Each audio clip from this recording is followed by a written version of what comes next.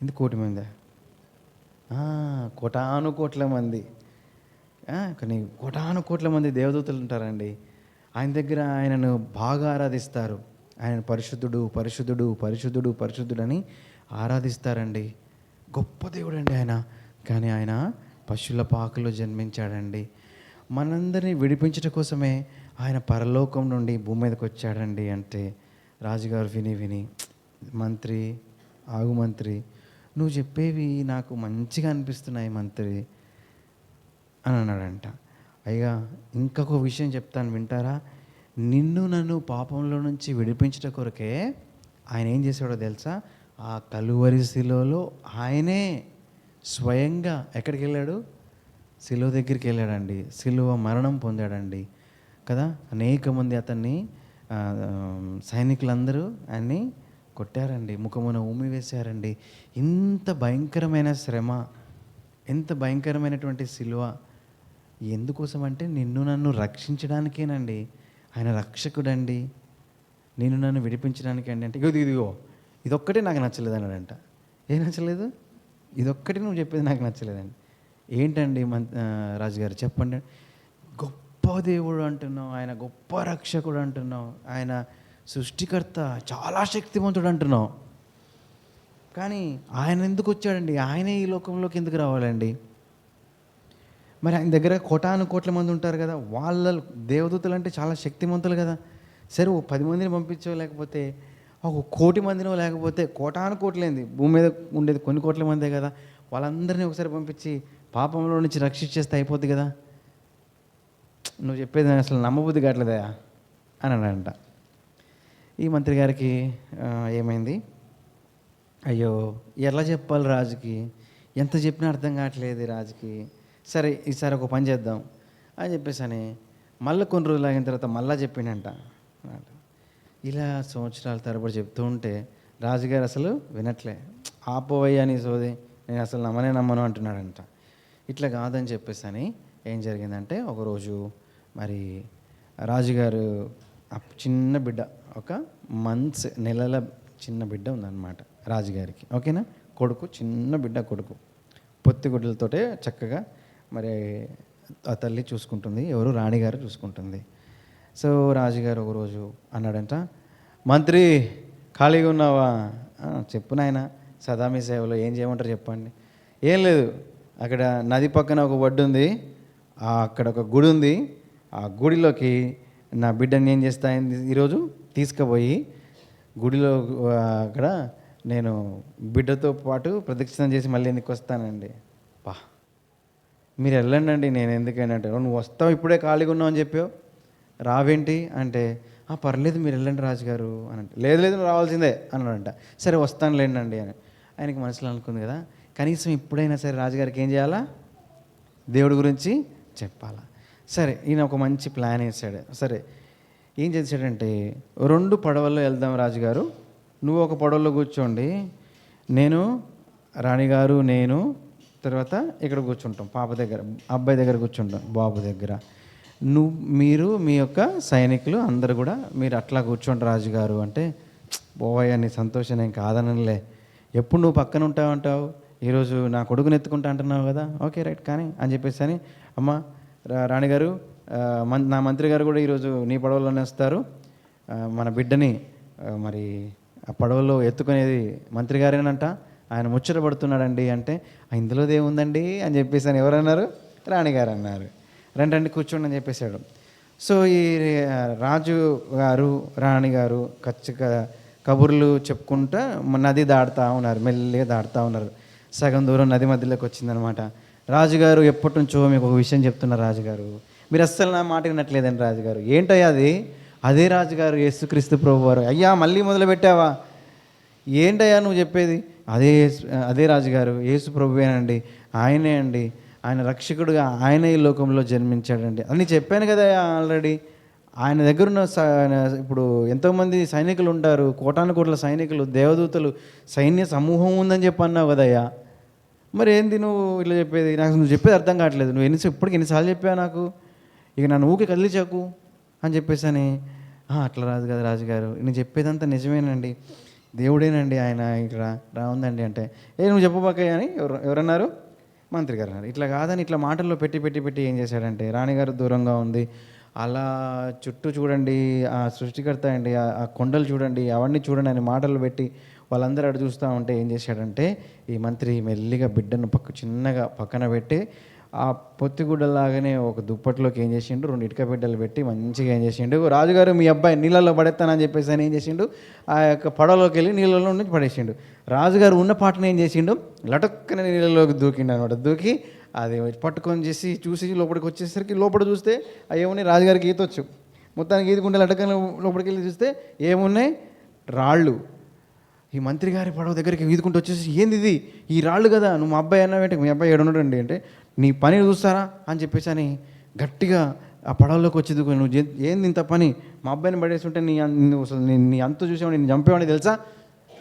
అయ్యా శాంతించండి, కూర్చోండి, నేను ఏది చేసినా ఒక కారణంతోనే చేశాను, కోపం చేయండి, కోపం బతకండి, కూర్చోండి అని చెప్పాను. కోపండి. అయ్యా మీరెందుకు దూకారయ్యా, అగో నిలబడి ఏం చేస్తున్నారు, దిష్టి బొమ్మల్లో ఉన్నారు వాళ్ళందరూ సైనికులు, వాళ్ళు ఎవరినో ఒకటి దూకమంటే సరిపోద్ది కదా, నువ్వెందుకు దూకావు అని చెప్పన్నాడంట.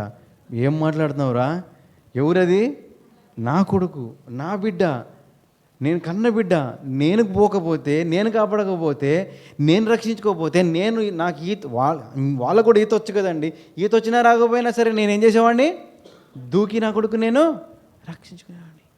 అందుకేనండి యేసు ప్రభువే ఆకాశంలో నుంచి భూమి మీదకి దూకాడు. ఈ యొక్క మరణిస్తున్నటువంటి ఆ యొక్క మానవుణ్ణి, ఆయన తన బిడ్డని, సృష్టికర్త అయినటువంటి నన్ను సృష్టికర్త అయిన దేవుడు నన్ను సృష్టించాడు. ఆయన బిడ్డలం మనం, ఆయన కుమారులం మనం, ఆయన చేసినటువంటి పని అయి ఉన్నాం మనం. మనల్ని రక్షించడానికి ఆయనే ఈ లోకానికి వచ్చాడండి.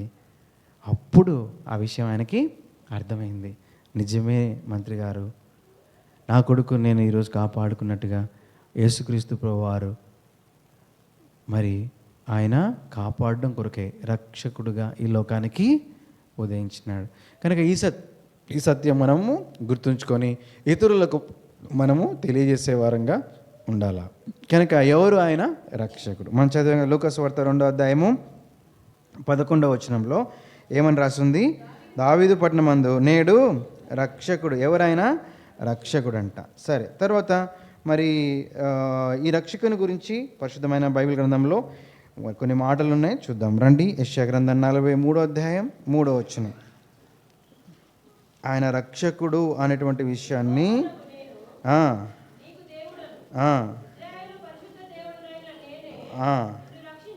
నిన్ను రక్షించువాడను, నీ ప్రాణరక్షణ క్రయముగా ఐగుప్తుని ఇచ్చినాను.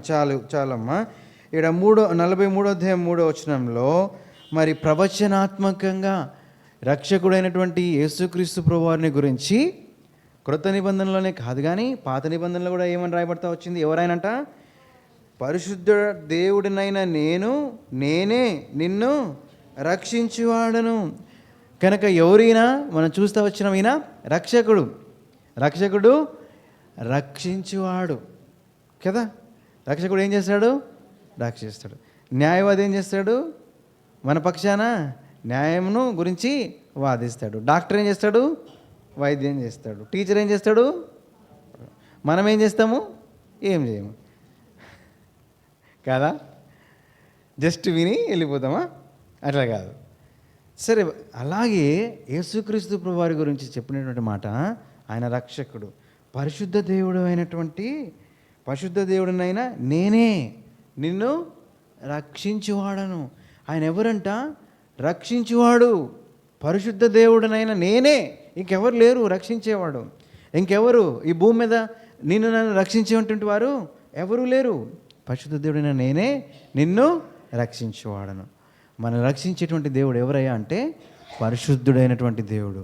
ఆయన యందు ఎలాంటి పాపము లేదు. ఆయన పరిశుద్ధుడైనటువంటి దేవుడు. రెండో చూడండి, 43వ అధ్యాయము అదే అధ్యాయము 11వ వచనంలో ఉంది, నేనే యెహోవాను, వేరొక రక్షకుడు లేడు. చాలు.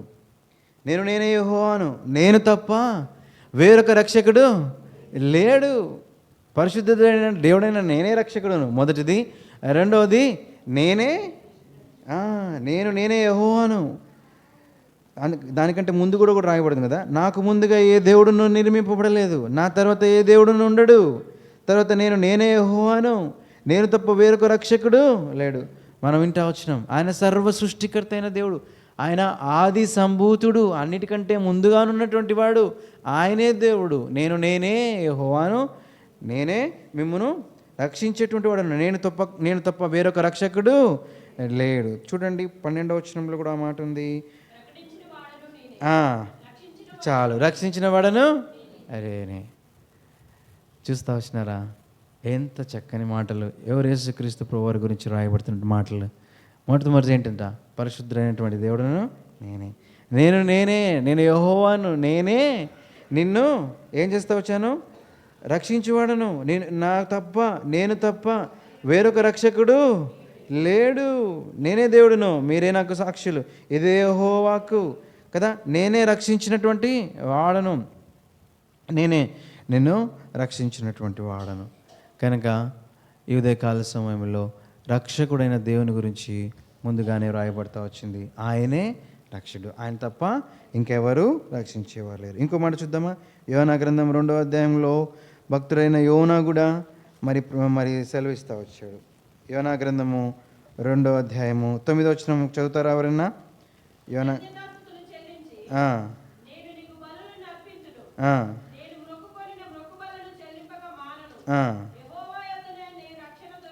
ఎక్కడ, ఎవరి దగ్గర?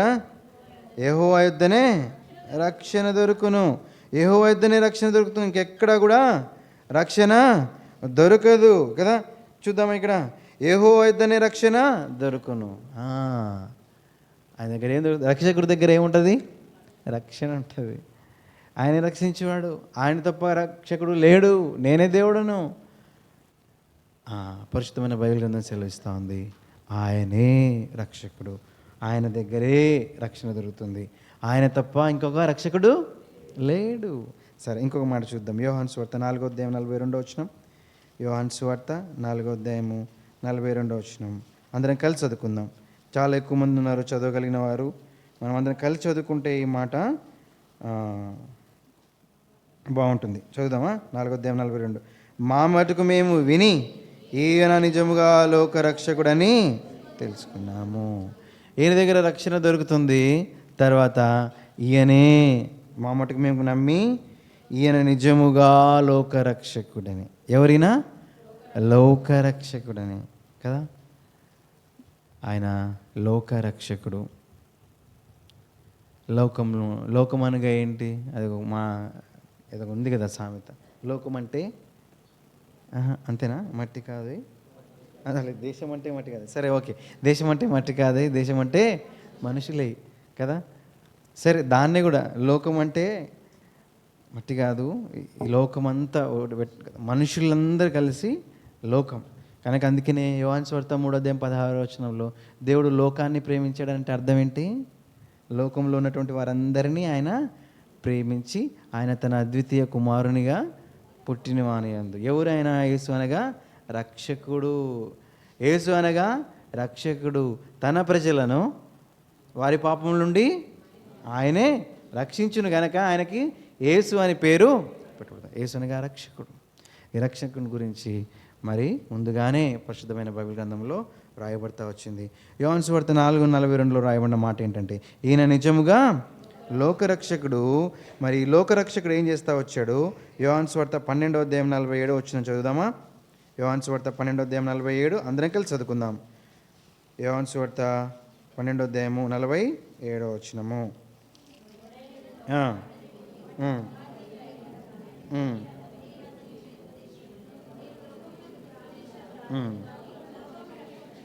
లోకమును రక్షించుటకే వచ్చితిని. రక్షకుడు లోకానికి ఎందుకు వచ్చాడు? రక్షించుటకే వచ్చాడు.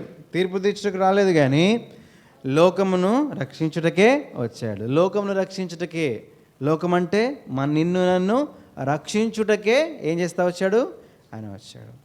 కనుక ఉదయం కూడా మనం పాడకూడదు, ఉదయించే దివ్య రక్షకుడు ఉదయించినాడు.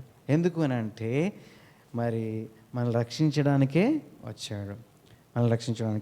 తర్వాత లూకాసు వార్త 2వ అధ్యాయంలో ఒక మాట ఉంది, చదువుదామా? లూకాసు వార్త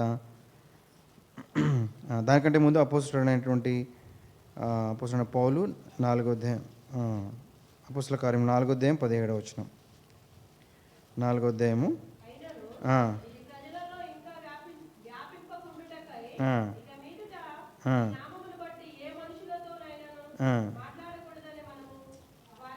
కాదమ్మా, 4వ అధ్యాయము 17వ వచనంలో మరి ఏ నామమున అని ఉంటుంది చూడండి. చివరిలో ఈ నామమును బట్టి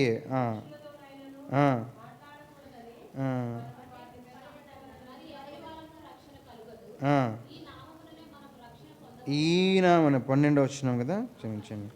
మరి ఎవని వలన రక్షణ కలుగుదు? ఈ నామమునే మనము రక్షణ పొందవలెను. ఎవరి నామమున? యేసుక్రీస్తు ప్రభు వారి నామమున. మరి ఏ నామమున రక్షణ పొందలేము? ఈ నామమునే రక్షణ పొందగలుగుతాము కదా. ఇక్కడ రాయబడుతూ వచ్చింది, ఈ నామముననే మనము రక్షణ పొందవలెను కానీ ఆకాశం క్రింద మనుషుల్లో ఇవ్వబడిన మరి ఏ నామమున రక్షణ పొందలేము.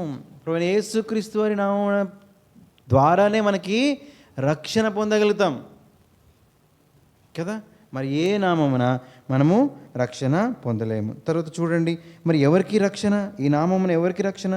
మొదటి తిమోతి 4వ అధ్యాయం 10వ వచనం. తిమోతికి రాసిన మొదటి పత్రిక 4వ అధ్యాయము 10వ వచనం చదువుదామా? ఇక్కడ నేను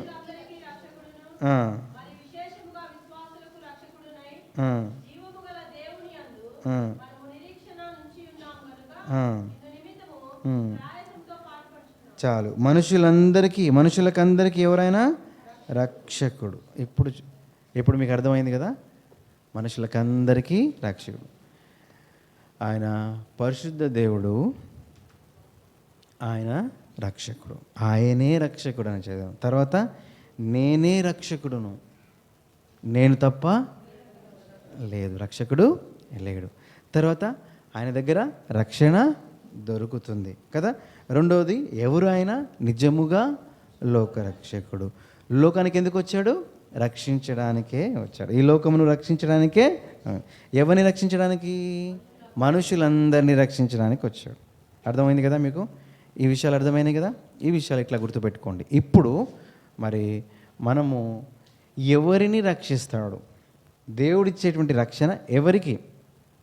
ఇప్పటి వరకు మనం చూసినటువంటి మాటల్లో ఆయన రక్షకుడు, ఆయన దగ్గరే రక్షణ ఉంటుంది, ఆయన నామంలోనే రక్షణ పొందాలి. తర్వాత మనుషులందరికీ రక్షణ ఆయన దగ్గరే దొరుకుతుంది. ఆయనే ఆయన రక్షించడానికే ఈ లోకానికి వచ్చాడు. తర్వాత మనుషులందరినీ రక్షించడానికి వచ్చాడంటే నిన్ను నన్ను కూడా ఏం చేయడానికి వచ్చాడు? రక్షించడానికి వచ్చాడు. కనుక ఇప్పుడు మనము ఆయన దొరికేటువంటి రక్షణ ఎవరికి? మనుషులందరినీ రక్షించడానికి వచ్చాడు, కరెక్టే. అయితే ఎవరికి రక్షణ ఇస్తాడు? ఇది ప్రాముఖ్యమైనది. ఎవరికి దొరుకుతుంది ఆ రక్షణ కదా, ఇది చాలా ప్రాముఖ్యం కదా. సరే, ఉదాహరణకి చూడండి,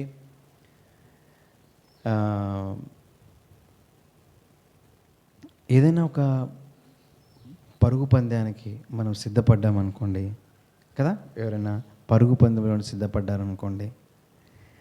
సో ఈ పరుగు పందెంలో పరిగెత్తడానికి ఏం చేయాలి? ఫస్ట్ ఆఫ్ ఆల్ మనము మన యొక్క పేర్లు ఇవ్వాలి. నేను కూడా పరిగెత్తుతానండి కదా, సో నేను కూడా పరిగెత్తుతాను, నేను కూడా ఈ యొక్క పోటీలో పాల్గొనడానికి. కనుక ముందు వాళ్ళ యొక్క పేర్లు ఇవన్నీ చూస్తారు. వాళ్ళు ఎవరు, ఎలా ఉన్నారు, ఏంటని చూసి చక్కగా వాళ్ళు పరిగెత్తగలరా లేదా అని చూసి వాళ్ళని ఏం చేస్తారు? పోటీలో పాల్గొనేటట్లు చేస్తారు. కనుక ఒక దినం వచ్చినప్పుడు, నిజంగా పోటీ జరిగేటప్పుడు ఎవరి పేర్లు అయితే ఆ యొక్క పట్టీలో ఉన్నవో, ఎవరైతే పరిగెత్తడానికి వచ్చారో వాళ్ళకు మాత్రమే ఏం జరుగుతుంది? పరుగు పందెంలో పాల్గొనే అవకాశం దొరుకుతుంది. అలాగే ఎవరు పరిగెత్తుతారో వాళ్ళకు మాత్రమే ఏం జరుగుతుంది? విజయం. వాళ్ళకు మాత్రమే బహుమానము దొరుకుతుంది. మిగతా వాళ్ళందరూ వస్తారు, వాళ్ళు దేనికి వస్తారు? చూడ్డానికి వస్తారు. దేనికి వస్తారు? వాళ్ళు చూడ్డానికి మాత్రమే వచ్చేవారుగా ఉంటారు. అయితే ఇప్పటి వరకు మనం చదువుకున్నటువంటి ఈ భాగంలో అర్థం చేసుకోవడానికి ప్రయత్నం చేయండి. రక్షకుడు గురించి కదా, ఈ లోకమందు రక్షకుడు పుట్టినాడు కనుక ఈయన ఇచ్చేటువంటి రక్షకుని దగ్గర మనకి రక్షణ ఎవరికి దొరుకుతుంది కదా? ఆ యొక్క ఆ యొక్క విషయాల గురించి నేను మీకు 8 విషయాలు చెప్తా. సాయంత్రం 8 వరకు చెప్తా. కాబట్టి మీరు ఇక్కడే కూర్చొని వినాలి. గంటకొక విషయం చొప్పున 8 విషయాలు సాయంత్రం 8 దాకా చెప్తా. ఎలాగూ మీరు 8కి వచ్చారా? ఉదయం 8కి వచ్చారా? రాలేదు. ఎట్లా ఈరోజు పండగే, ఈరోజు సెలవే. మీరు ఎవరైనా వండుకొని వచ్చారా మధ్యాహ్నం కోసం? లేదు. ఎందుకు? ఎట్లా ఇక్కడ భోజనం ఉంటుంది. మరి సాయంత్రం 8 వరకు చెప్తాం మరి. ఓకేనా? ఎంత చక్కగా నిజంగా చెప్పారండి మీరు. నిజంగా 8 గంటల దాకా కూర్చుంటారా? అస్సలు కూర్చోరు మీరు పొరపాటున. ఊరికే ఇట్లా తలకెప్తారు. ఏదో ఒకట్లే, మాకు తెలుసులే అన్ని సంగతి. నువ్వు 8 గంటల దాకా ఉంటావు, అసలు అయిపోగానే బ్యాగ్ వేసుకొని వెళ్ళిపోతావు గాను అంటారు. సరే, మంచిది. 8 విషయాలు మీకు చెప్తాను. ఇవి మీరు నేర్చుకోవాలి. ఏం చేయాలా? నేర్చుకోవాలి. వింటే సరిపోదు కదా, వింటే సరిపోదు. ఏం చేయాలి మనం? తింటే బలం వస్తుంది. వింటే వస్తుందా బలం? వింటే వస్తుందా? తింటే వస్తుందా? తింటే వస్తుంది. తినాలా, అది అరగాల, తర్వాత బలం వస్తుంది కదా. డాక్టర్ గారి దగ్గరికి వెళ్ళామనుకోండి, రోగం వచ్చింది. డాక్టర్ గారి దగ్గర నుంచి మందులు వాడయ్యా, మందులు వాడతానయ్యా, సరే మంచిదయ్యా, మందులు వాడయ్యా, మందులు వాడతానయ్యా, సరే అంతేనా? ఏం చేయాలి తర్వాత? మందులు రాసి అయ్యా అంటారు. ఏమంటారు? అయ్యా మందులు రాసిస్తే నేనేం చేస్తా? కొన్ని ఇంటికి తీసుకెళ్ళి ఇంట్లో పెట్టేస్తా, సరిపోద్ది. ఇంకంతే. రోజు ఇది ఆ మందు, ఇది ఈ మందు, ఇది దగ్గు మందు, ఇది జలుబు మందు, ఇది ఏంది జ్వరం మందు, ఇది ఏంటి గ్యాస్ మందు అని చెప్పి అందరికి చూపిస్తే మన యొక్క రోగం తగ్గుతుందా? తగ్గదు. అవి వేసుకుంటేనే కానీ పనిచేసేది. అలాగే దేవుని యొక్క వాక్యం మనం ఏం చేయాలంటే వినాలా, రాసుకోవాలా, బాగా చక్కగా ధ్యానించాలా, మన జీవితంలో అన్వయించుకోవాలా. అప్పుడు ఏమవుతుంది? మీకు వంట పడుతుంది ఏదైనా సరే కానీ. ఓకేనా? సరే, మీరు ఈరోజు మరి 8 విషయాలు నేర్చుకుంటారు. చూద్దాం రండి. లూకాసు వార్త 2వ అధ్యాయము 11వ వచనం చదువుకుందాం. మొదటిగా ఒకసారి లూకాసు వార్త అందరం కలిసి చదువుకుందాం. ఈరోజు ఈ ఒక్కరోజు ఏం చేద్దామంటే, ఎలాగో పండగ రోజు కదా, మనం చదవకపోతే అస్సలు బాగోదు. ఎట్లా ఇంట్లో చదవం కాబట్టి, సంవత్సరానికి ఒకసారి కాబట్టి బైబిల్ చదివేది. ఈ ఒక్కరోజైనా ఏం చేద్దాం? అందరం కలిసి చదువుదాం. అన్న ఏంది మేము చదవట్లేదని నీకు ఎవరు చెప్పారంటారా? ఏమో మరి చూద్దాం. దావీదు పట్టణమందు నేడు రక్షకుడు మీ కొరకు పుట్టినాడు, ఈయన ప్రభువు అయిన క్రీస్తు. నేడు రక్షకుడు మీ కొరకు పుట్టినాడు.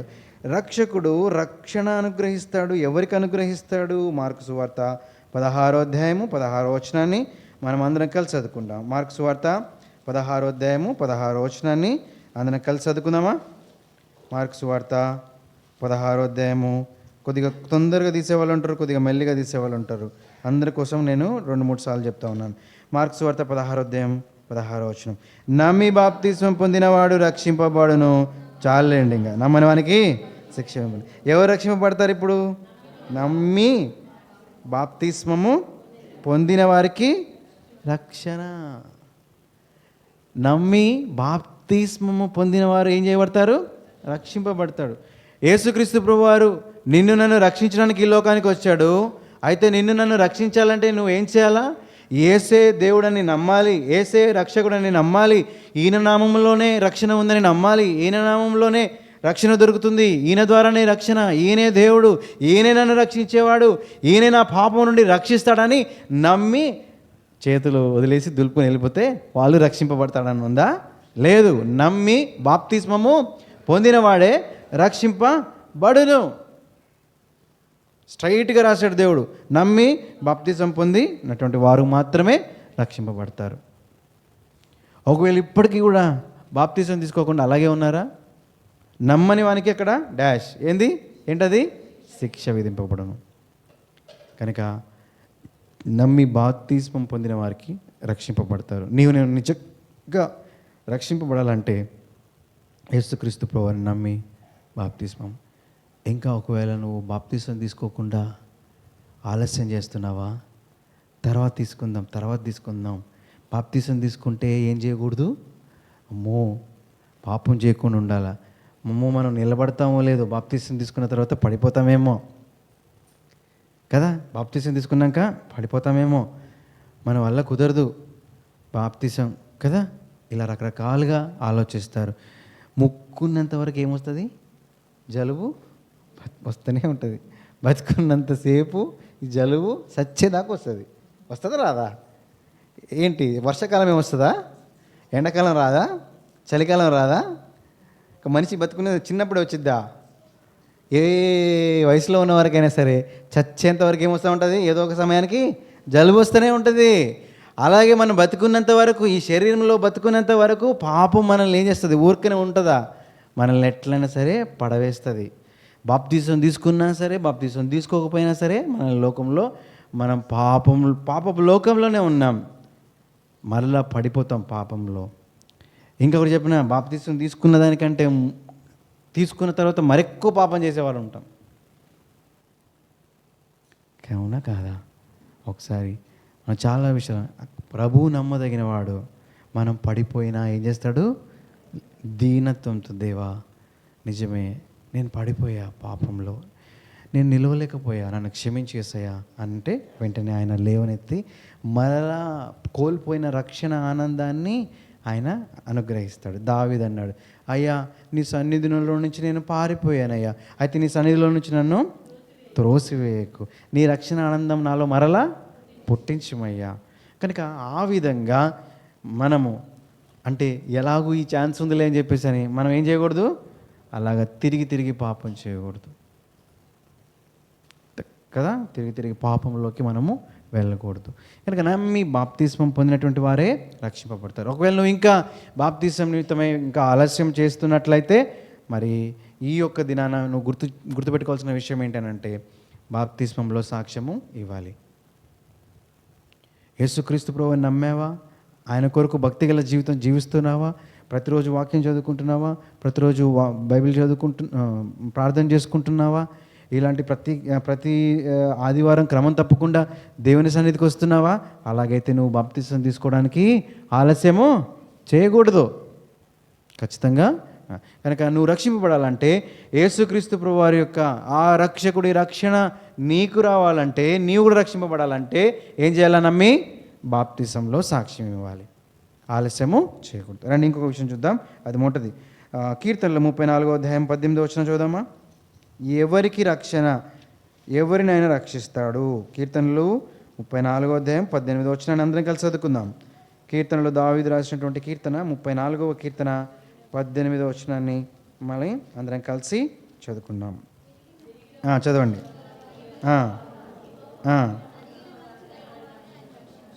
అబ్బా ఏం చేశాడు ఆయన? 34:18 రక్షకుడు మనకి ఏం చేస్తాడంట? రక్షిస్తాడంట. ఎవరిని రక్షిస్తాడు? విరిగిన హృదయం గల వారికి యెహోవా ఆసన్నుడు, నలిగిన మనస్సు గల వారిని ఆయన రక్షించును. రక్షకుడు ఎవరిని రక్షిస్తాడు? మొదటిగా నమ్మి బాప్తిజం పొందిన వారిని రక్షిస్తాడు. రెండోది ఎవరిని రక్షిస్తాడు? విరిగి నలిగినటువంటి వారిని, ఇక్కడ విరిగిన హృదయం గల వారికి ఆయన ఆసనుడు, నలిగిన మనస్సు గల వారిని ఆయన రక్షిస్తాడు.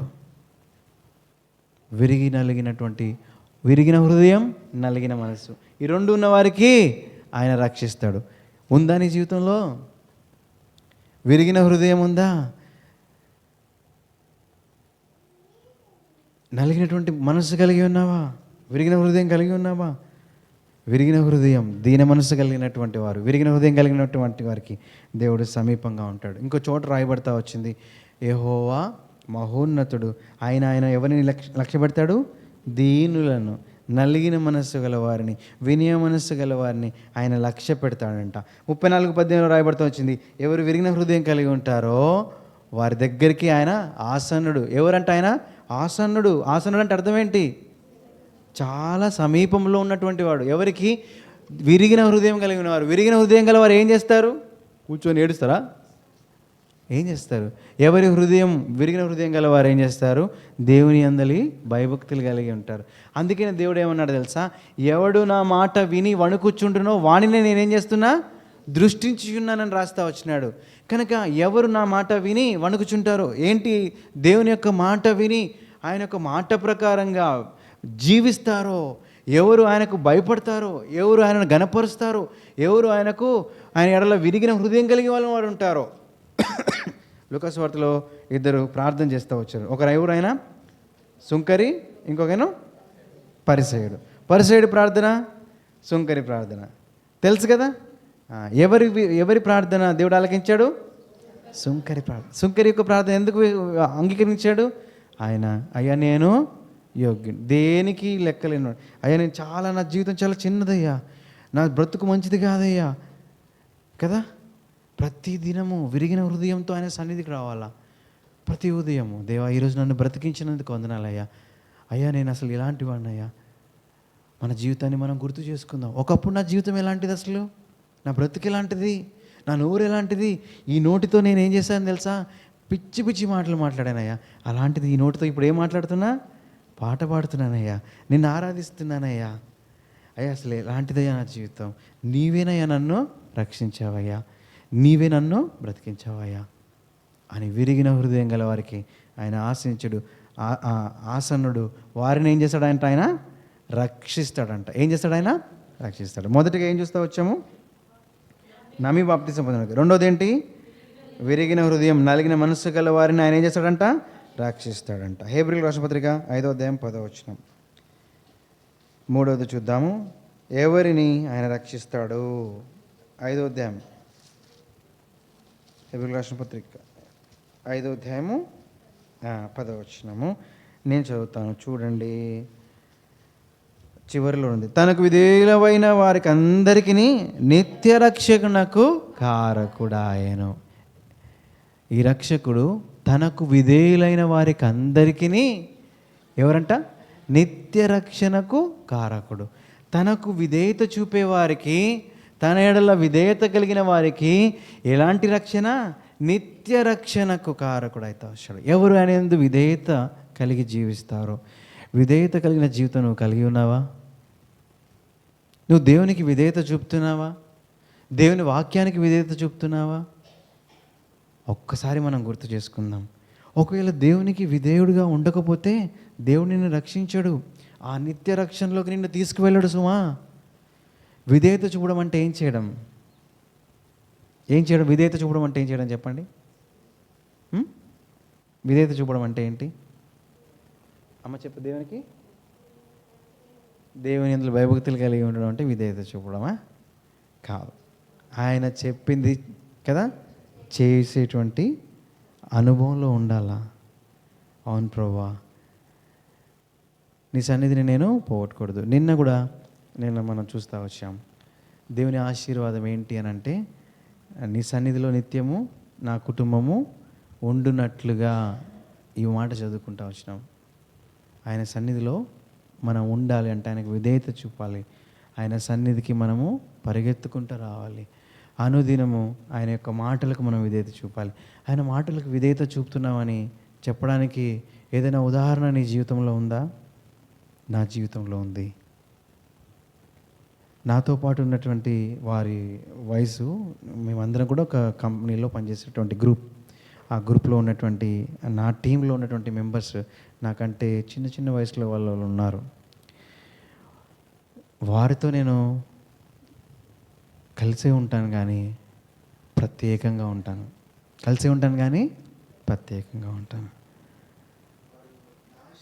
వారు, నా ఆశ ఏంటంటే వారిని ప్రతి ఒక్కరిని రండి, మా ఇంటికి రండి. వారి ఇంటికి రాగానే ఇంట్లో ఉన్నటువంటి వాక్యాలు చూస్తారు. వాళ్ళ ఇంటికి రాగానే వారికి మేమిచ్చేటువంటి ఆతిథ్యాన్ని బట్టి దేవుని ప్రేమను తెలుసుకుంటారు. ఆ తర్వాత వాళ్ళకి అర్థమైపోయింది ఏంటి, వీరిది ప్రత్యేకమైన జీవితం కదా. మనల్ని దేవుడు ఏర్పరచుకున్నాడు, లోకంలో నుంచి ప్రత్యేకంగా ఏర్పరచుకున్నాడు. మన వేషము, భాష, వ్యవహార శైలి, మన మాటలు ఏవైనా ఎలా ఉండాలా? ప్రత్యేకంగా ఉండాలా. వాళ్ళు ఏదైనా చెడు మాట్లాడుతూ ఉన్నప్పుడు, పనికిరాని మాట్లాడుతున్నప్పుడు అంటూ ఉంటారు, రే అన్న ఉన్నాడు రా ఫిలిప్పనా, పక్కకి జరగని, ఎక్కువ మాట్లాడబోకండి. తర్వాత వాళ్ళు మాట్లాడుకుంటే వాళ్ళు పక్కకి వెళ్ళి మాట్లాడుతున్నారు తప్పితే నేనప్పుడు మాట్లాడలే, ఉన్నప్పుడు మాట్లాడలే. అన్న మేము పలానా టూర్కి వెళ్తున్నామన్న, వాళ్ళు చేసేది టూర్లో ఏం పని, పిక్నిక్లో ఏం పని? కాలక్షేపం, వ్యర్థం, సమయాన్ని వ్యర్థం చేస్తారు, డబ్బులు వ్యర్థం చేస్తారు, వారి దేవుడిచ్చిన సమయం వ్యర్థం, అన్నీ ఏం చేస్తారు? పాడు చేస్తారు. అన్న నువ్వు రావు కదన్నా అని చెప్పారు. మీరు ఎక్కడైనా మీతో పాటు కలిసి ఎక్కడైనా భోజనానికి రమ్మంటే వస్తారు, అంతే, ఇంకా దేనికి రాను. ఇంకొకటి చెప్పనా, మీతో పాటు ఎక్కడికైనా వచ్చేదానికంటే మీరు అందరూ కలిసి మా ఇంటికి రండి, నేనే మీకు భోజనం చేస్తాను. వాళ్ళందరికీ ఇప్పుడు ఏంటంటే, అరే అన్నోళ్ళ ఇంటికి వెళ్తే ఎప్పుడు ఏదో ఒకటి పెడతాడు రా, కానీ కాని స్థలానికి రాడురా, సమయాన్ని వ్యర్థం చేయడరా. ఆఫీస్కి వెళ్ళినా కానీ పని చేస్తూనే ఉంటే, అన్న ఎందుకు ఎప్పుడు పని చేస్తూనే ఉంటావు నువ్వు, కొద్దిగా మాతో పాటు కాలక్షేపంగా ఉంటా. అందుకు కాదు, మనం అందుకు కాదు. అందుకని రాయబడతా వచ్చింది ఏంటది, సమయమును పోనివ్వక సద్వినియోగం చేసుకోవాలి కదా. సమయమును పోనివ్వక మనం ఏం చేయాలా, విశ్వాసికి కదా, విశ్వాసికి ఏంటి, లోకంలో ఉన్నటువంటి వ్యర్థమైనటువంటి భాషణ, వ్యర్థమైన సంభాషణ, వ్యర్థంగా కాలక్షేపం, వ్యర్థంగా పిక్నిక్లకు, వ్యర్థంగా ఎగ్జిబిషన్లకను, వ్యర్థంగా ఎక్కడికి పడితే అక్కడికి పోవడానికి ఇవి మీకు ఏమన్నాడు దేవుడు, తగవు అన్నాడు. ఏంటి తగవు, నీకు సరిపోవు, ఇవి వీటికి కొరకు కాదు నేను రక్షించింది. ఇది అలాంటి విధేయత కలిగిన జీవితం ఉందా? ఒక ప్రత్యేకమైన జీవితం జీవిస్తున్నావా? నా నోటి నుంచి ఒక్క మాట కూడా బయటికి రాదు, వాళ్ళందరూ నాతో ఉన్నప్పుడు అస్సలు పనికిరానివి ఖచ్చితంగా మాట్లాడేవాడిని కాదు. మనం ఎలా ఉన్నాం కదా. నేను మొన్నటి రోజు మధ్యాహ్నము ఒక యవనస్తురాలతో మాట్లాడుతూ ఉన్నాను. ఆ పాప చాలా బాగా చదువుకుంది. ఆ పాప చెప్పింది, అన్న 2 సంవత్సరాలు నేను ఖాళీగా ఉన్నాను. 2 సంవత్సరాలు ఖాళీగా ఉన్నాను. ఎందుకు ఖాళీగా ఉన్నానంటే, అన్న ఈ 2 సంవత్సరాలు దేవుడు నన్ను ఖాళీగా ఉండమన్నాడన్నా. అవునా, అందరూ ప్రతి ఒక్కరూ ఏమ్మా అంత చదువుకున్నావు, పై చదువుకైనా చదవాలి కదా, ఎక్కడికొక్కడ ఉద్యోగం చేయాలి కదా, ఫిజియోథెరపీ గ్రాడ్యుయేషన్ పూర్తి అయిపోయింది, మాస్టర్స్ చేయొచ్చు కదా, లేకపోతే వాళ్ళ తల్లిదండ్రులతోనేమో ఏమ్మా కూర్చోబెట్టేవింది ఇంట్లో అమ్మాయిని, ఏదో చేయొచ్చు కదా అంటే లేదు, వాళ్ళ తల్లిదండ్రులు చెప్పింది అమ్మ బాబు. ఆ పాప చెప్పిన సాక్ష్యం ఏంటంటే, అన్న నేను బాప్తిసం తీసుకున్నాను, కానీ సంఘంలో నా చుట్టుపక్కల అందరికీ నేను ఒక వ్యక్తిగా కనపడుతున్నాను, కానీ నా రహస్య జీవితంలో నన్ను నేను చూసుకుంటే నాదంతా వేషధారణ జీవితం అన్నా, నాదంతా వేషధారణ జీవితం. బోల్డ్గా చెప్పింది ఆ పాప. అన్న దేవుడు నా యొక్క పాప జీవితాన్ని అంతటినీ దేవుడు తన వాక్యం ద్వారా చూపించాడు కదా, దేవుడు నా పాపం నుంచి నన్ను విడిపించాడు కాబట్టి ఇప్పుడు నేను చెప్తున్నానన్న, అందరూ నన్ను గమనించాలని, అందరూ నన్ను చూడాలని, అందరికీ నన్ను నేను కనపరుచుకోవాలని చెప్పి నేనేం చేస్తూ ఉండేవాడన్నా, రెడీ అవుతూ ఉండేదాన్నన్నా. నేను అందరు నన్ను గుర్తించాలని, నాతో మాట్లాడడానికి అందరు ఆరాటపడాలని చెప్పి నన్ను నేను చూపించుకోవడానికి ప్రయత్నం చేసేదానన్నా. నా ఆలోచనల విధానంలో మంచిగా ఉండేది కాదన్నా, దేవుని గణపరిచేదాన్ని కాదన్నా, కానీ ఆదివారం వచ్చే వరకు బాగానే ఉండేదానన్నా. కానీ నా రహస్య జీవితంలో నేను దేవుని వాక్యానికి నా హృదయంలో చోట్లేదు, నా జీవితంలో చోట్లేదు, నా ఇష్టానుసారంగా నేను జీవిస్తూ ఉన్నాను. ఇట్లా ఉన్న నా జీవితాన్ని దేవుడు సరిచేయడానికి కోసమే 2 సంవత్సరాలు తీసుకున్నాడు. దేవుని యొక్క వాక్యం ముందు నేను చదువుతూ ఉండగా దేవుడు తన యొక్క వాక్యం ద్వారా నన్ను ఏం చేస్తూ ఉన్నాడంటే, దినదినము నన్ను శుద్ధి చేసుకుంటూ వచ్చాడన్న. నా యవన ప్రాయంలో నాతో పాటు ఉండేటువంటి యవనస్తులు ఏ విధంగా, ఈ లోకంలో ఉన్నటువంటి యవనస్తులు ఏ విధంగా ఆలోచిస్తారో అలాగే నేను కూడా ఆలోచించా. వాళ్ళలాగే డబ్బులు ఖర్చు పెట్టా, వాళ్ళలాగే డబ్బులు ఖర్చు పెట్టి నాకు కావాల్సినటువంటి ఇన్ని విలువైనటువంటి వస్తువులు కొనుక్కున్నా, బట్టలు కొనుక్కున్నా, బంగారం కొనుక్కున్నా, ఇవన్నీ కొనుక్కున్నానన్నా. నాలో పరిశుద్ధమైన జీవితం లేదు, ప్రత్యేకమైన జీవితం లేదు, రోషంతో కూడిన జీవితం నాకు లేదన్నా. అలాంటిది దేవుడు నన్ను బాగు చేయడానికి 2 సంవత్సరాలు ఇక్కడి నుంచి నేను ఇప్పుడు రెడీ అన్నా. నేను దేనికి రెడీ తెలుసా? దేవుడు నాకు ఉద్యోగం ఇచ్చినా పర్వాలేదు, పై చదువుకోమన్నా పర్వాలేదు, మా ఇంట్లో వాళ్ళు నాకు వివాహం చేసినా పర్వాలేదన్నా. ఎందుకు తెలుసా? తర్వాత నేను దేవుని కొరకు పనిచేస్తా. ఎట్లా తెలుసా? అనుభవపూర్వకంగా దేవుని కొరకు పనిచేస్తా. అమ్మ మీలాగే నేను నా సమయాన్ని పోగొట్టుకున్నా, మీలాగే నా జీవితంలో నేను ఇట్లా చేస్తా వచ్చా, అట్లా చేస్తా వచ్చా. ఇప్పుడు నేను బలమైన సాక్ష్యం కలిగి ఉన్నానన్నా, దేవుడు నా జీవితాన్ని మార్చాడన్నా. ఇప్పుడు నేను దేవుని కొరకు నిలబడతానన్నా, దేవుని కొరకు పని చేస్తానన్నా. నేను ఇప్పుడు ఇది 2 సంవత్సరాలన్నా దేవుడు నాకు అద్భుతమైన వాగ్దానాలు ఇచ్చాడన్నా. ప్రతిరోజు ఆయన సన్నిధిని అనుభవించే భాగ్యం ఇచ్చాడు. నేను ఖాళీగా ఉన్న మాటే కానీ దేవుడు నన్ను ఏం చేస్తూ వచ్చాడు? దినదినము పరిశుద్ధపరుస్తూ వచ్చాడు, పవిత్రపరుస్తూ వచ్చాడు, సిద్ధపరుస్తూ వచ్చాడు. ఆయన నన్ను చేస్తూ వచ్చాడు. ఇది విధేయత కలిగిన జీవితం అంటే. ఆదివారం మందిరానికి వచ్చి ఆరాధన చేసేసి ఆ తర్వాత రోజుల్లో ఇష్టం వచ్చినట్టుగా జీవిస్తే నీ ఉద్యోగం కావచ్చు, నీ డబ్బులు కావచ్చు, నువ్వు సంపాదించుకున్నవి కావచ్చు, కానీ నువ్వేం చేయాలి తెలుసా? దేవునికి లెక్క చెప్పాలి. 10వ వంతు దేవునికి ఇస్తే కాదు సుమా, మిగతా 9 వంతుల గురించి కూడా పైసా లెక్కేస్తాడు దేవుడు. పైసా లెక్క అడుగుతాడు. బ్యాంకులో ఈరోజు నీ డబ్బులకి పైసా లెక్క కట్టిస్తుంటే దేవుడు నీకు ఇచ్చేదాని గురించి లెక్క అడగడా? నీ జీతం నీ ఇష్టమా? నీ జీవితం నీ ఇష్టమా? అట్లా కాదు. దేవునికి విధేయత చూపిస్తేనే మనకు రక్షణ. జాగ్రత్త, ఆఖరి దినాల్లో ఉన్నాం. నువ్వు రక్షింపబడాలంటే దేవునికి నువ్వు ఏం చేయాలా? విధేయత చూపోవాలా. దేవుని ఇంటికి వచ్చే విషయంలో విధేయత చూపు నీ జీవితంలో ప్రతి దానికి. అందుకనే సొలొమోను రాస్తా వచ్చాడు సామెతల కింద 3వ అధ్యాయంలో. ఏంటది? నీ ప్రవర్తన అంతటి మీద ఎవరి అధికారం? ఆయన అధికారం. ఎవరిష్టం తెలుసా దేవునికి? దేవా అక్కడికి వెళ్ళాలా లేదా, ఇక్కడికి వెళ్ళాలా లేదా. ఇంతకుముందు నేను కూడా ఎవరైనా ఫోన్ చేస్తే పర్వాలేదు నేను వచ్చేస్తానన్నా అని అనేవాడిని. ఇప్పుడు అట్లా కాదు. ఎవరైనా అడిగితే అన్నా నేను ప్రార్థన చేసుకుంటానన్నా, మళ్ళీ మీకు ఏ విషయం రేపు ఎల్లుండి చెప్తాను. ప్రభువా మరి అక్కడికి వెళ్ళాలా? నేను దేవుని పనే, దేవుని పరిచర్యే, వెళ్ళాలా లేదా అయ్యా? సహాయం చేయదేవా. నేను లాస్ట్ 14వ తారీఖున ఒక ప్రాంతానికి వెళ్ళాను, సబ్బవరం అని. ఆ అన్న ప్రార్థన చేస్తూ వచ్చాడంట.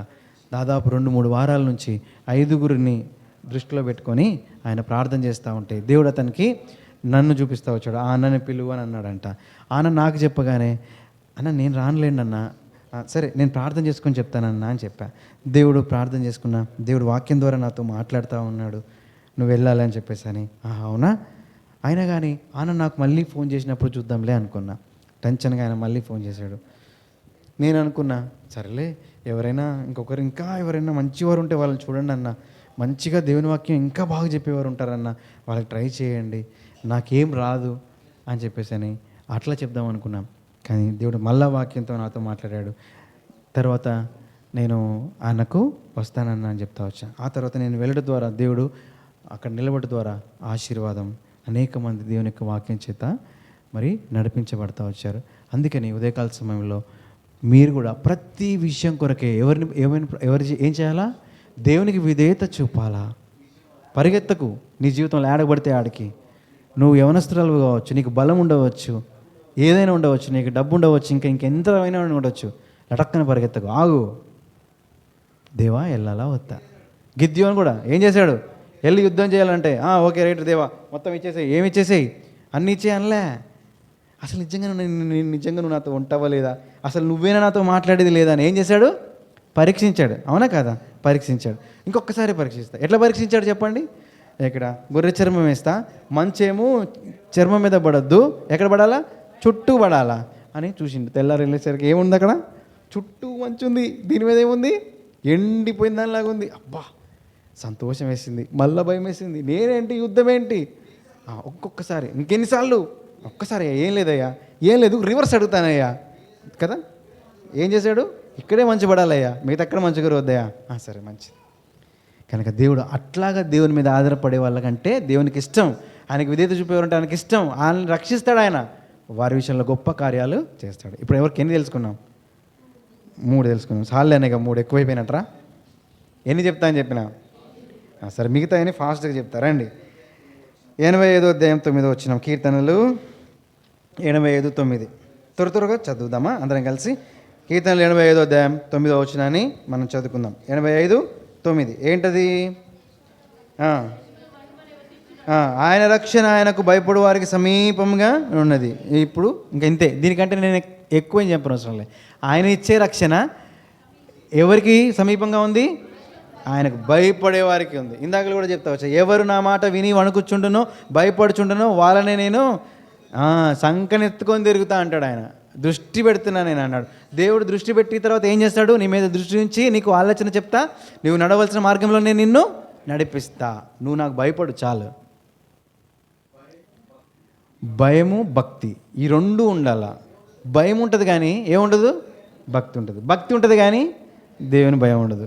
అదేంటన్నా భక్తి ఉండి భయం లేకపోవడం ఏంటి? ఉంటుంది, భక్తి ఉంటుంది. ఏం చదివి టెన్షన్గా ఆరాధన చేస్తారు కదా, మందిరానికి వస్తారు, ప్రార్థన చేసుకుంటారు, అన్నీ చేస్తారు, భక్తి బాగా కలిగి ఉంటారు. కానీ ఏముండదు? దేవుడు అంటే భయం ఉండదు కదా. దేవుడు అంటే భయం ఉండదు. ఏదైనా కావాలంటే దేవుని అడగరు. ఏముంది అన్నా ఓ 10,000 అప్పియనా, మళ్ళీ వచ్చే వారం ఇత్తలే, లేకపోతే మళ్ళీ వచ్చే నెల ఇత్తలే అని చెప్పని భయం లేకుండా అప్పులు చేస్తారు. నీ అవసరం ఏదున్నా ఏం చేయాలి? ఫస్ట్ దేవుని దగ్గరికి రావాలా. దేవా, నా ఇంట్లో ఈ అవసరం ఉందయ్యా, ఈ అవసరం ఉందయ్యా, ప్లీజ్ అయ్యా, నిజంగానే ఈ అవసరం ఉందయ్యా. దేవుడిని అవసరం తీరుస్తాడు. అంతేగాని బర్ర వడ్డీ వ్యాపారి అప్పురా ఉన్నాడు కదా అని చెప్పి లటక్కన వెళ్ళి ఆయన దగ్గరికి వెళ్ళి ఒక 10,000, ఒక 5,000 అని చెప్పి ఆ తర్వాత అక్క అదే అప్పులు పెరిగిపోయినాయి అక్క, ఏం చేయాలి అర్థం కావట్లేదు అక్క, అందుకని ఆదివారం కూడా ఏం చెప్తానా, మందిరం ఎగ్గొట్టి పోతానా.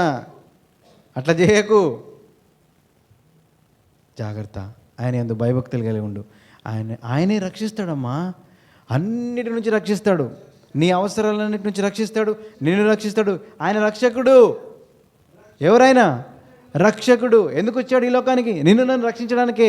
కేవలం నీ పాపం నుండి, నా యొక్క పాపం నుండి రక్షించడానికే కాదు, మన యాత్రా జీవితంలో మన అవసరాలన్నిటి నుండి, మన యొక్క భయములన్నిటి నుండి, మన యొక్క భయంకరమైన ఆరోగ్య పరిస్థితుల నుంచి, మన అప్పుల నుంచి, అన్నిటి నుంచి దేవుడు నిన్ను నన్ను విడిపిస్తాడు.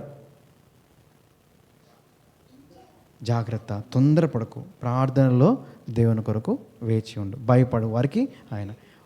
కొంతమంది ఏం చేస్తారంటే దేవుని దగ్గర కనిపెట్టరు. ఏం చేయరు? దేవుని దగ్గర కనిపెట్టరు. ఏం జరిగిందంటే, నేను ఒక దగ్గర ఇంట్లో అద్దెకున్నాను. అక్కడ ఒక అక్క ఉంది. ఆ అక్క వాళ్ళకి 3 లక్షలు అప్పు ఉంది. జాగ్రత్తగా వినండి, 3 లక్షలు అప్పు ఉంది. సరే, నా దగ్గరికి పరిగెత్తుకుంటూ వచ్చింది అక్క. పరిగెత్తుకుంటూ వచ్చి ఎంత 3 లక్షలు కాదు, 1,50,000 2 లక్షలేమో అనుకుంటుంది, అంతే. 2 లక్షల అప్పు ఉంది. పాపం ఆమె ప్రతీ నెల ఏం చేస్తుంది? వచ్చిన జీతంతో ఏం కడుతుంది? వడ్డీనే కడుతుంది. ఓకేనా? ప్రార్థన చేసుకుంటుంది, కుదరట్లేదు. ఈలోగా ఎవరో ఒకరు వచ్చి ఏం చేశారంటే, ఏమన్నారంటే, అమ్మా ఎంతకాలం ఈ వడ్డీలు కడతావమ్మా, నా దగ్గర ఆగిపోయిన చిట్టీలు కట్టిన వాళ్ళు కొంతమంది ఉన్నారు, ఆ చిట్టి ఇచ్చేస్తా. వాటిని ఏమంటారు? చిట్టీలు మధ్యలో కట్టక వదిలేసిపోయి ఉంటారు కదా. అంటే చిట్టి పాడకుండానే కపిల్ చిట్ ఫండ్స్లో ఏం చేస్తూ ఉంటారు? కట్టకుండా ఒక 5-6 నెలలు కట్టకుండా వదిలేస్తున్న వాళ్ళు ఉంటారు కదా. ఒక 3 నెలలు 4 నెలలు కట్టి తర్వాత కట్టలేని వాళ్ళు ఉన్నారు. ఆ చిట్టి నీకు ఇస్తాను నేను, తర్వాత నీకు వచ్చేటట్టు చేస్తాను నేను, ఆ తర్వాత నువ్వేం చేయి, నీ అప్పు తీర్చుకో. సరే, మంచిది. ఇట్లా అనుకొని నా దగ్గరికి వచ్చింది. అన్న, మీరు కొద్దిగా ఏం పెట్టాలా? సంతకం పెట్టాలా. ఏ సంతకము? షూరిటీ సంతకం పెట్టాలా. నా దగ్గరికి వస్తే నేను అన్న, ఎందుకక్క, దేనికక్క? ఇంతకాలం నేను అప్పుల్లో ఇరుక్కుపోయి ఉన్నా, వచ్చే జీతంలో నా ఇల్లు గడుస్తుంది, అప్పు తీరుస్తుంది, కానీ అసలు తీరట్లా. ఏమవుతుంది? వడ్డీ కడుతున్నాను కానీ అసలు తీరట్లేదు. అట్లనే ఉంటుంది. ఏంది ఈ పరిస్థితి నాది? ఎలాగ బయటపడేది? ఎలాగో ఒకలా మంచిగా దేవుడే నాకు సహాయం చేసి ఒక ఆయన వచ్చిండు, చిట్టి నువ్వు అట్టగట్టు, నీకు అట్టెమ్మటే చిట్టి ఇస్తా అని చెప్పేసి అని అన్నాడు. సరే అని చెప్పేసి అని నేను అన్నా, అక్క షార్ట్ కట్ మెథడ్లు వద్దు, దేవుని మీద ఆధారపడు. నువ్వు వడ్డీ కడుతున్నావా? కడుతూనే ఉండు కొంతకాలం. దేవుడు ఏదో ఒక రీతిన దేవుడు నీకు సహాయం చేస్తాడు. నాకు అసలు ఆధారమే లేదు, అసలు ఎట్లా తీరుతుందని అసలు ఆలోచనే లేదు. నాకు ఇంత తప్పితే వేరే మార్గం లేదనిపిస్తుంది. అట్లా అనుకోవద్దు. ప్రార్థన చేసావా? దేవుని అడిగావా? ప్రభు, మరి అక్కడ చిట్టి కట్టాలంట, దానివల్ల నేనేం చేయొచ్చు? ఆ డబ్బులు ఎత్తితే, ఈ అప్పు తీరిస్తే ఇక వడ్డీ కట్టకుండా వానికే కట్టెత్తలే అని చెప్పి అనుకుంది. సరే అని చెప్పేసి నేను ఏం చేసింది, 2 నెలలు ఆగింది, 1 నెల ఆగింది. చిట్టీలు ఇచ్చేవాడికి ఏం చెప్పింది తెలుసా? హలో, ఏం లేపుతున్నా నేను ఇప్పుడు? చిట్టి లేపుతున్నా. ఏ చిట్టి? ఒకటి వచ్చింది, చిట్టి లేపుతున్నా, అది మొత్తం తీరుస్తా అని చెప్పేసి ఏం చేసింది, ఆ నెల వడ్డీ కొట్టింది. ఏం కొట్టింది? నెల కొట్టింది. చిట్టీలో అన్నాడు, నువ్వు ముందు 2 నెలలు కట్టి చాలు అన్నాడు, నీకు చిట్టి 2వ నెలకి ఇచ్చేస్తాను అన్నాడు. సరేని ఆడ వడ్డీ కట్టకుండా ఈడ చిట్టి కడుతుంది. ఏం చేస్తూ ఉంది? వాడు 4 అయినా 3 అయినా 5 అయినా చిట్టి పైసలు రావట్లేదే. ఇక్కడ ఏమేం పెరిగింది? వడ్డీ పెరిగిపోయింది. అసలు ఎంతైందో వడ్డీ కూడా అంతే ఉంది. అది తీసుకొచ్చేసరికి ఇక్కడ తడిసి మోపుడైపోయింది. ₹1 ఎటు కాకుండా అయిపోయింది. ఏం చేయాలో అర్థం కాలేదు. అయ్యో, నేను ఎంత మోసపోయిన తర్వాత ఏడుస్తా వచ్చి. ఇలాంటి లాజికల్ గిమ్మికలు వస్తాయి. ఏంది ఈరోజు అన్న వడ్డీ వ్యాపారాల గురించి చెప్తాడు, ఏంది అప్పార గురించి చెప్తాండేంది అనుకుంటున్నారా? మోసపోకూడదు. ఎందుకు తెలుసా? దేవుని భయం నీలో లేకుండా, ప్రార్థన చేయకుండా, నీ ఇష్టానుసారంగా నీ యొక్క వ్యక్తిగత జీవితంలో అప్పులెమ్మడబడి వెళ్ళిపోయి ఏం చేస్తున్నావు తెలుసా? దేవుని వదిలిపెడుతున్నావు. ఆయనకు అసాధ్యమైనది ఏమైనా ఉందా? నీ అవసరత ఆయనకు తెలీదా? నీకెప్పుడు ఏది కావాలని ఆయనకి నీకంటే బాగా ఎవరికి తెలుసు? దేవునికే తెలుసు. మన పిల్లలకి ఎప్పుడు ఏది అవసరం అనేది ఎవరికి తెలుసండి? అలాంటిది నీకంటే ఎక్కువ నీ అవసరం ఎవరికి తెలుసు? దేవునికి తెలుసు. తొందరపడొద్దు. ఆయన ఎందుకు భయభక్తులు కలిగి మనము ముందుకెళ్దాం. ఆయనకు భయపడే వారికి. తర్వాత 149:4 ఐదవది 149:4 కీర్తనలు 149:4 చదువుదామా? 149:4 తొందరగా, టైం అయిపోయింది.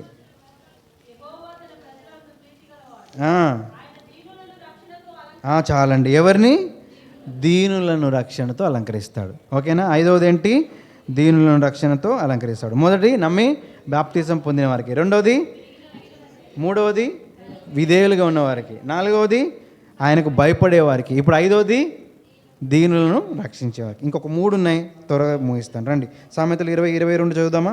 సామెతలు 20:22 సామెతలు 20:22 సామెతలు 20:22 వచనం.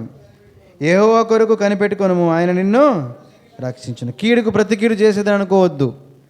ఆమె నన్ను మాటకు మాట అనాల్సిందే రాబాయ్ కదా. ఎవరిని రక్షిస్తాడో తెలుసా? యెహోవా కొరకు కనిపెట్టుకో, అంతేగాని నన్ను అన్నేసి మాటలంటే నేను ఒక్క మాట కూడా అనకుండా ఉంటే ఎట్టా అని చెప్పేసి అని పక్కన వాళ్ళు అన్నా సరే నువ్వేం చేయాలా? మౌనంగా ఉండాలా. మాటకు మాట, లెక్కకు లెక్క అనేది కాదు క్రైస్తవ జీవితం.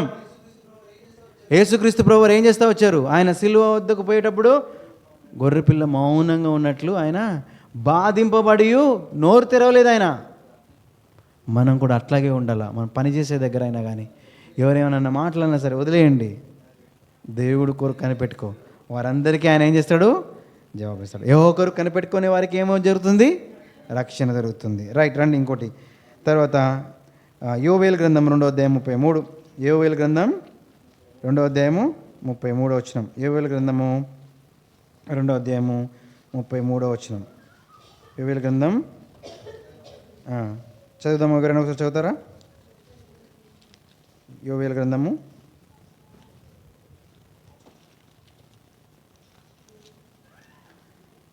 2 ఆమోస్ కంటే ముందు 753 పేజీ 33 చివరి చివరి వచనం. యెహోవా నామమును బట్టి ఆయనకు ప్రార్థన చేయ వారందరూ రక్షింపబడుదురు. యెహోవా నామమును బట్టి ప్రార్థన చేయాలా? ఎవరు రక్షింపబడతారు? ఎవరికి ఆయన రక్షణ ఇస్తాడు? ఎవరిని రక్షిస్తాడంటే ఎవరు యెహోవా నామమును బట్టి ప్రార్థన చేయుదురో వాళ్ళెవరు? వాళ్ళు రక్షింపబడతారు.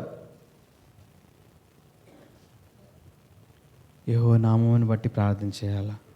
ప్రార్థన కూడికి రాము. వస్తారా ప్రార్థన కూడికి? మీరు స్త్రీల కూడిక ప్రార్థనకి వస్తారమ్మా అందరూ? స్త్రీలు కదన్నా, మేము యవనస్తులం అని చెప్పి వీళ్ళందరూ కనపడరు కదా. ఎంతమంది వస్తారు అక్క స్త్రీల కూడిక ప్రార్థన కూడిక? సరే పోనీ, ఆల్ నైట్ ప్రార్థన జరుగుతుంది, నేను చూస్తూ ఉంటా. ఈ నెలలో మొదటి శుక్రవారం అక్క, ఆఖరి శుక్రవారమా? ఆఖరి శుక్రవారం ఎప్పుడు ఉంది? ఈ నెలలో ఉందిగా. ఎప్పుడు? ఇప్పుడు లేదా? అదేంటి జరుగుతూ ఉంటుంది? ఇది కట్టేదానికంటే ముందు జరిగిందిగా. రాత్రికాలం ప్రార్థన ఎలాగ వచ్చి పడుకుంటారంటగా, అది ఆగిపోయిందాక.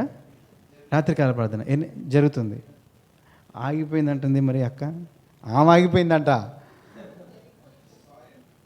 అచ్చా సారీ అమ్మ, ఈ నెలలో జరిగిపోయిందా? అసలైతే ఆగిపోలే కదా. మరి ఆగిపోయిందన్నవే నేను భయం వేసింది నాకు. జరిగిపోయిందా? సరే మంచిది. ఇంకా జరగలేదు, ఇంకా పోయింది జరిగిపోయింది, ఇంకా జరగబోయేది ఉంది. ఏంది అది? 27వ తారీఖు ఉందా? లేదాక ముందు వారం చేశారా? ఎత్తేసారా పైకి? ఎలాగ 37 రాత్రి రావాలంటే 2 రాత్రులు కుదరని చెప్పని ఎత్తేసి 27 ఎత్తేసి ఏం చేశారు? నువ్వు బాగానే ఉందమ్మా, జరిగింది. ఏమైంది? 2 పోయి 1కి అయింది. అట్లా చేస్తారా? చేయొద్దు. ప్రతి ప్రార్థనలో కుటుంబంలో నీ పరిస్థితులన్నీ బాగా అవ్వాలంటే ప్రార్థనే. ప్రభుచితమైతే నేను ఒక వారం వస్తా మీ దగ్గర, మీతో పాటు కలిసి రాత్రి ప్రార్థన చేయడానికి ఖచ్చితంగా వస్తా. ఆ రాత్రి ప్రార్థనకు ఖచ్చితంగా రండి. పొర్రపాటున కూడా నిద్ర రాదు మీకు. పొర్రపాటున మీరు పనికి వెళ్ళినా రండి, తర్వాత ఎంత కష్టపడినా రండి, పొర్రపాటున కూడా నిద్ర రాదు. ఏం చేస్తామన్నా కొడతామైందన్న అంటారా? కొట్టను నేను. మీరు ప్రార్థనే చేద్దరు కానీ మీరు అందరూ ప్రార్థన. అమ్మ ప్రార్థనలో రండి, యవనస్తులారా, ప్రార్థనలో మీ జీవితాలు కట్టబడతాయమ్మా. అక్క ప్రతిరోజు ప్రార్థన కొరకు పెడతా ఉంటుంది ఆన్లైన్లో కదా. కనీసం జాయిన్ అవ్వరే. ఆడపిల్లలకి అసలు భయమే లేదే. నేను గట్టిగా చెప్పేస్తున్నాను, నేను గట్టిగా చెప్పండి, నేను జాయిన్ అవుతున్నానన్నా అని చెప్పాను. చేతులెత్తి అడగను నేను. అట్లా అడిగితే మీకు బాధపడతారు. నా ఉద్దేశం తెలుసా? మీరు ప్రార్థన చేస్తే దేవుడు మీ జీవితాలను కడతాడమ్మా, అంతే. నీ జీవితంలో పరిస్థితులు బాగవ్వాలి, అవి ముందుకెళ్ళాలంటే ఏం చేయాలి? ప్రార్థనలో ఎవరు యెహోవా నామమును బట్టి ప్రార్థన చేసే వాళ్ళని రక్షిస్తాడు. నీ పరిస్థితుల నుంచి రక్షిస్తాడు. నువ్వు కనీసం ఇప్పటి నుంచైనా ఏం చేయి? ప్రార్థన చేయి. ఓకేనా? ప్రార్థన రక్షిస్తాడు. చివరికి లూకాసు వార్త 7వ అధ్యాయం 50వ వచనం. చివరి మాట లూకాసు వార్త 7వ అధ్యాయం.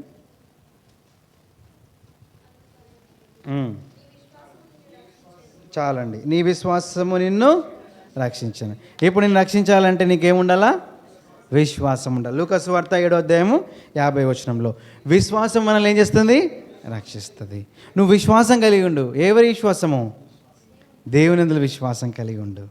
అప్పుడు ఆ విశ్వాసమే నిన్ను ఏం చేస్తుంది? రక్షిస్తుంది కదా. రక్తస్రావం గల స్త్రీ వచ్చింది, ఏమన్నది? ఏం లేదు, జస్ట్ అట్లా పోతా ఆయన వస్త్రపు చెంగును ఇట్లా ముట్టుకుంటే చాలు, నాకు ఏమొస్తుంది?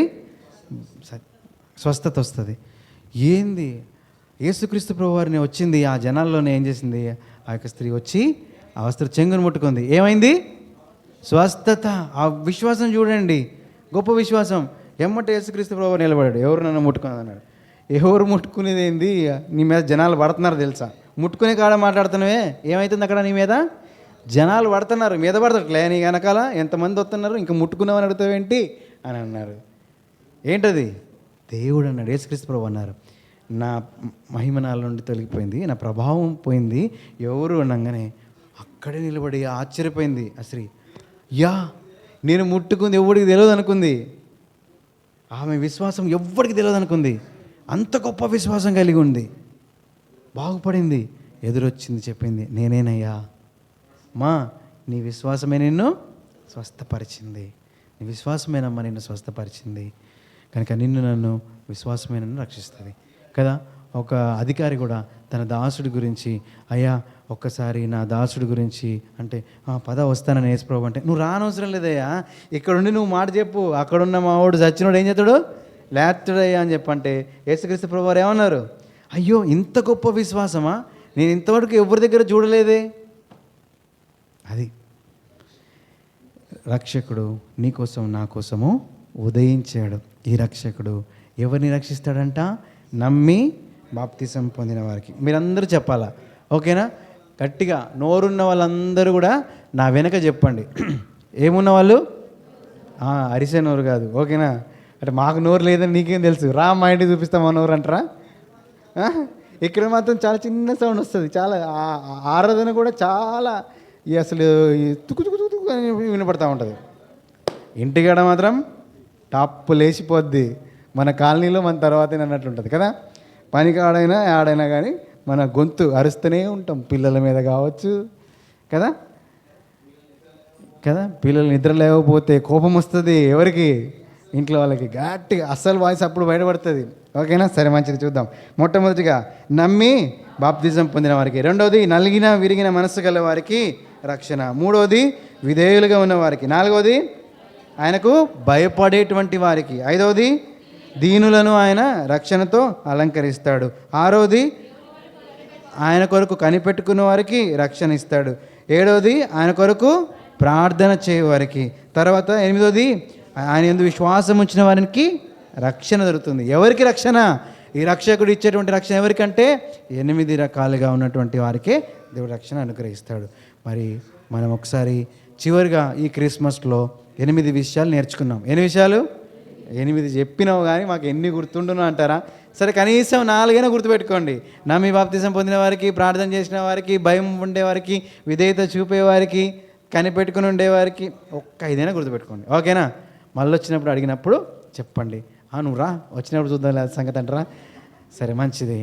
రండి, మోకరించండి, ప్రార్థన చేసుకుందాం.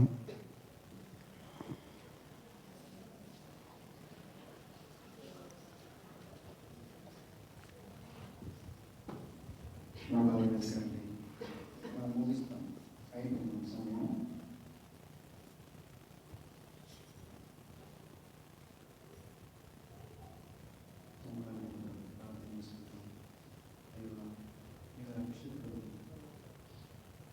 అయితే ఈ రక్షణ మీకు భయపడేవారికి, నీకు చూపేవారికి, తీసుకునే వారికి, ఇక్కడ కనిపెట్టుకునే వారికి, మీ నామం ప్రార్థించే వారికి, మీకు విశ్వాసం ఇచ్చే వారికి రక్షణ ఇచ్చే దేవుడు తండ్రి. నా జీవితంలో నేను కూడా మీ రక్షణ నేను కోల్పోతున్నాను. అనుదినము ఈ రక్షణ నేను కోల్పోతున్నాను. ఈ రక్షణ నేను కలిగి ఉండడానికి సహాయం చేయాలి.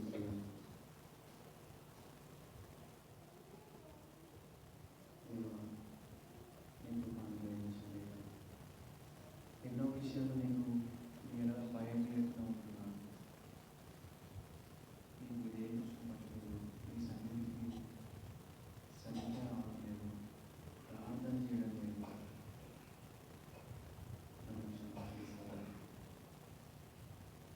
అనేక సార్లు నేను రక్షించడానికి ఈ రక్షణ నాకు రావాలంటే నేను ఏం చేయాలో నాకు ఇవి నేను తెలియజేసినందుకే వందనాలు వేసేలా. ఇవి నీ కొరకు నేను నమ్మకంగా జీవించడానికి అని సహాయం చేయండి. నా జీవితంలో వివేక నేర్పించండి. అన్నిటికీ నేను వివేక చూపడానికి సహాయం చేయండి. ఇంకా నేను బాప్తిసంలో సాక్ష్యం వేసేలా, ఇంకా బాప్తిసంలో సాక్ష్యం కూడా సహాయం చేయండి. బాప్తిసంలో